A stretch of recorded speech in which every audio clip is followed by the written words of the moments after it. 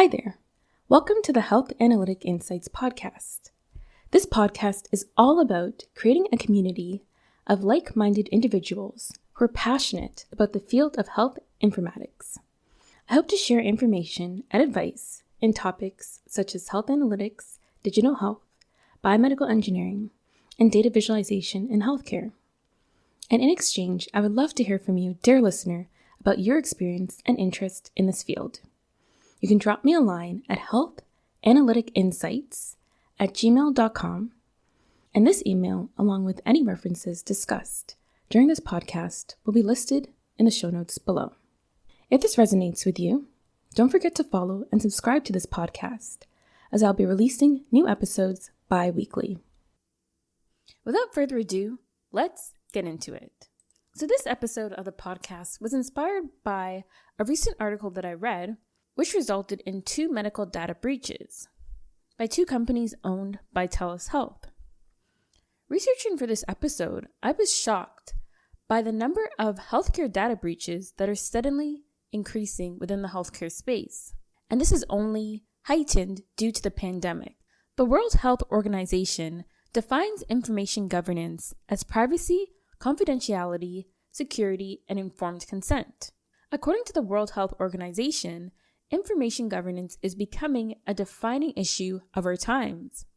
And they state, in a global environment, the current complex sets of national laws and regulations are not enough to prevent the safe of health search information, the exposure of health and other personal data online, and concerns over cybersecurity of medical devices and hospital network. This quote from the World Health Organization parallels the increasing number of reported cybersecurity attacks that more and more hospitals and health organizations are recording. In the United States, between 2009 and 2019, there have been over 3,054 healthcare data breaches. And in 2019, healthcare data breaches were reported at a rate of 1.4 per day.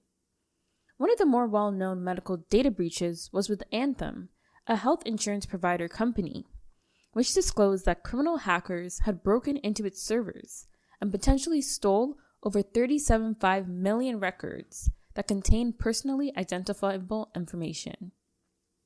In Canada, there are also a growing number of attacks on healthcare organizations and hospitals. This past August, 2 companies owned by Telus Health had to pay a ransom after 60,000 patient files were accessed by bad actors. This is an obvious issue.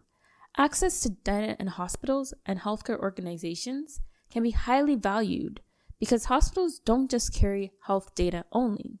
They also can carry financial and geographical data on patients.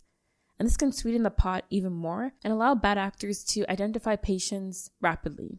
In addition, some healthcare organizations have the ability to collect data on patients without their consent in order to improve health outcomes for the general society. So sometimes it's not even an option of just opting out in order to protect your data from breaches. Therefore, what are some solutions we can look into when it comes to reducing cybersecurity attacks in healthcare organizations? This is a complex issue and doesn't have a straightforward solution. There is always the area of reducing human error and access to data. This can be done by training staff and volunteers in security protocols and ensuring IT has given access only to staff on a need-to-know basis. On one episode of the podcast, I talked about how a hospital clerk was able to sell thousands of new mothers' personal information to registered education savings plans companies. These are savings vehicles here in Canada for parents to save for their children's schooling. So in this episode, I questioned the need for this clerk to have access to these records, and were there necessary safeguards in place that could have been put in order to restrict access and mitigate this issue. Another option that I'm going to go into depth during this episode is migrating to cloud-based computing for healthcare organizations as a possible solution to reducing cybersecurity breaches. So first of all, what is cloud computing?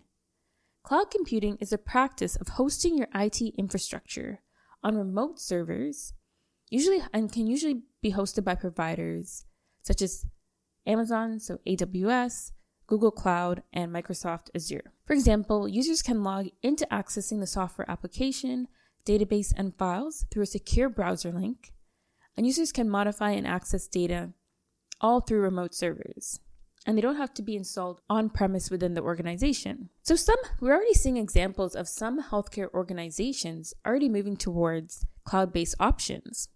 For instance, the Mayo Clinic has recently partnered with Google Cloud for a 10-year partnership.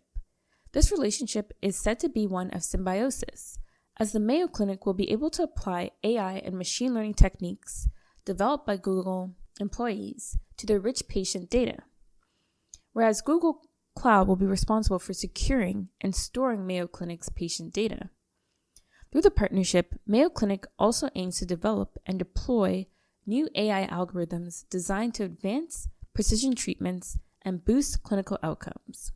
In my opinion, I think this is a situation that has both benefits and drawbacks, as more and more of our personal information, including health, geographical, financial, etc., are being collected by large tech monopolies. Is it better to get in bed with them and have them protect us from these growing cyber attacks? Or should we hire more cybersecurity experts in these healthcare organizations? And when we think about limited budgets that oftentimes healthcare organizations have, is this even an option? So I'd love to hear your own opinion on how we can reduce these growing cybersecurity attacks.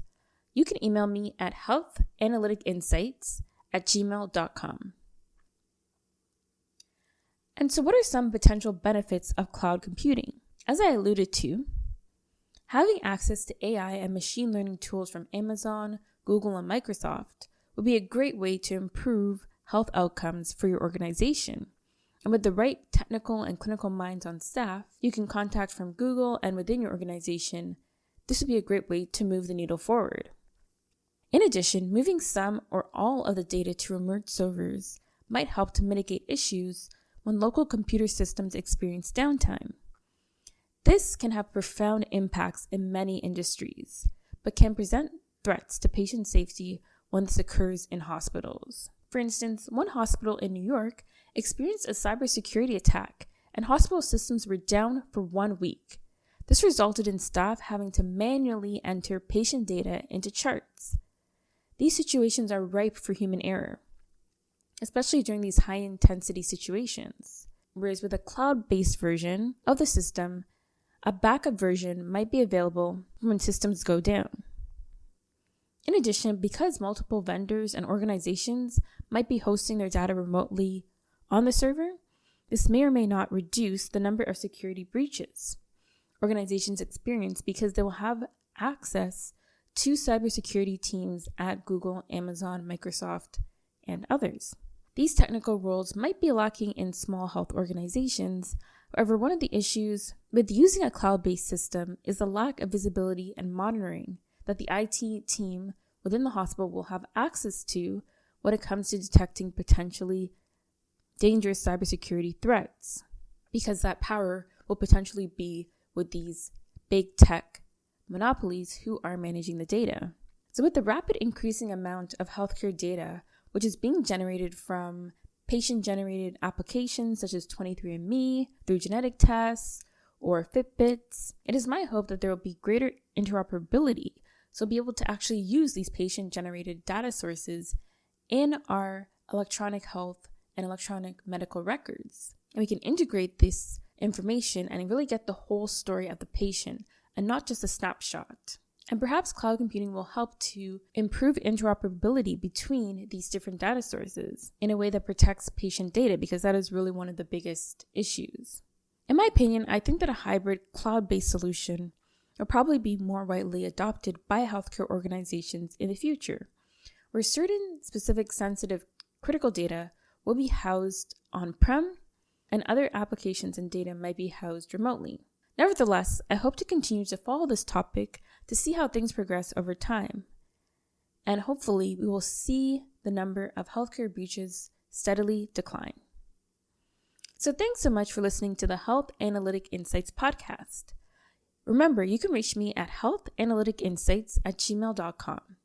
I've been so grateful to be getting questions and feedback from listeners and how they've been enjoying the podcast and how they are new to the field of health informatics and this information has been helpful to them. So please follow this podcast, subscribe, and leave me a review if you would like. And have a wonderful day.